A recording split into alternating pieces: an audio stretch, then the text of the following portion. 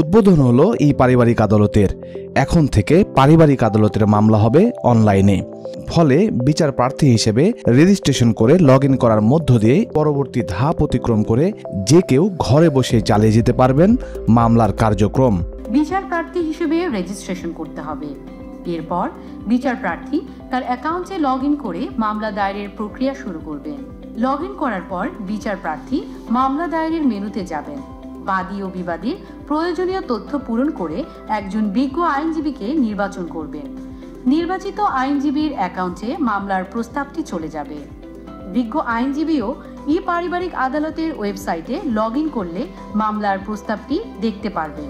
24 November Dhaka মহানগর দায়রা জজ কোর্ট মিলনায়তনে ই পারিবারিক আদালতের উদ্বোধন করেন অন্তর্বর্তী সরকারের আইন বিচার ও সংসদ বিষয়ক উপদেষ্টা অধ্যাপক ডক্টর আসিফ নজরুল। এ সময় ই পারিবারিক আদালতের মাধ্যমে ভোগান্তি ও দুর্নীতি কমবে বলে মন্তব্য করেন আইন উপদেষ্টা। আমরা বলেছি এটা হচ্ছে জাস্ট আপনার শুধু মামলা দায়ের করা না, নথি ব্যবস্থাপনা আছে, শুনানি আছে, রায় আছে, সবকিছু অনলাইনে হয়ে যাবে। এটাকে আমরা একটা পেপারলেস কোর্টও বলতে পারি। এটাতে যে ভোগান্তি কমবে, সময় বাঁচবে, দুর্নীতি কমবে, খরচ কমবে, এটা নিয়ে আমাদের কারো কোনো সন্দেহ নেই।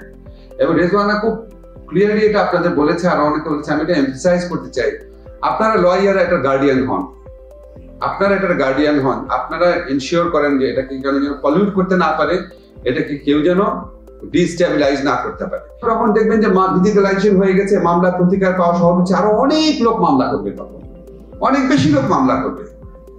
কোনোভাবেই আপনি কোনোভাবে ক্ষতিগ্রস্ত হবেন না।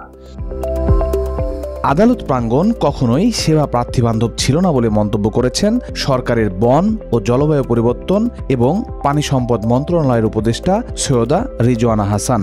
এই পারিবারিক আদালতের উদ্বোধনকালে তিনি আরো বলেন, সরকারের এই উদ্যোগ সার্ভার ডাউনের মতো ঘটনার মধ্যে না পড়লে মানুষ উপকৃত হবে। সবসময় আসলে আমাদের জন্য এক্সাইটিং, কিন্তু বিচার প্রার্থীদের জন্য একটা আযাবের মতো।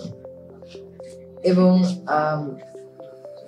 এটা একদম এন্ট্রেন্স থেকে নিয়ে শুরু করে যাবতীয় ব্যবস্থাপনা কোনোটাই তো কখনোই মক্কেল ফ্রেন্ডলি ছিল না। আজকে যে আয়োজনটা, এটা একটা অনেক বড় পদক্ষেপ। যদি আমরা সার্ভার ডাউনের মতন কুচক্রের মধ্যে না পড়ি, তাহলে সত্যিকার অর্থে এটা মানুষের অনেক উপকারে আসবে। বর্তমান অন্তর্বর্তী সরকার তার নির্দিষ্ট সময়ের মধ্যেই ই জুডিশিয়ারি ও ই রেজিস্ট্রেশনের কাজ শুরু করে দিয়ে যাবে বলেও জানান অধ্যাপক আসিফ নজরুল। রিফর্মে কাজ করেছি 21টা, এবং আমরা মনে করি যে এগুলি কিছু টিকবে না যদি আপনারা এগুলিকে কন্টিনিউ করতে না চান। আপনাদের আইনজীবীদের শক্ত ভূমিকা রাখতে হবে। আমাদের যে ই রেজিস্ট্রেশন প্রজেক্ট আছে সেটা আমরা শুরু করে দিয়ে যাব, ই জুডিশিয়ারি আমরা শুরু করে দিয়ে যাব। আমরা আশা করব আমাদের যারা পলিটিক্যাল পার্টিগুলো আছেন, ওনারা নিশ্চয়ই আমাদের চেয়ে দেশকে বেশি ভালোবাসেন, সেটা প্রমাণ করবেন, এগুলি কন্টিনিউটি রাখবেন। আইন অঙ্গনে ডিজিটালাইজেশনের মাধ্যমে মামলার জট কমা শুরু করবে বলে মন্তব্য করেছেন উপস্থিত অতিথিরা। তবে পুরো প্রক্রিয়া চালিয়ে নিতে লাগবে আইনজীবীদের সর্বাত্মক সহযোগিতা, এমনটি জানিয়েছেন তারা।